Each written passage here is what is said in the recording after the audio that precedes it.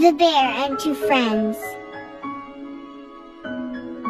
Once there were two friends who were crossing the jungle. After some time they saw a bear coming towards them. Then one of the friends quickly climbed the nearby tree, and the other one did not know how to climb the tree. So he lays down on the ground, holding his breath. The bear reaches near him and sniffs him in the ear. After some time, Bear left the place, thinking the man is dead. Now the other friend climbs down and asked his friend, what did Bear said to him in his ear? He replied, to be safe from the fake friends.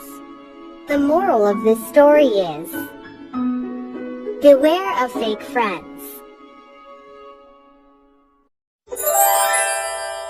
The Hare and the Tortoise. One day a hare was boasting about how fast he could run. He was laughing on the turtle for being so slow. After seeing the overconfident turtle challenged him to a race, Hare laughed at Turtle's challenge, and he accepted the challenge. As the race started, the hare ran very fast and went far ahead from the turtle and got tired. He thought there was plenty of time to relax as the turtle was very far behind. Soon he falls asleep thinking he would win the race easily.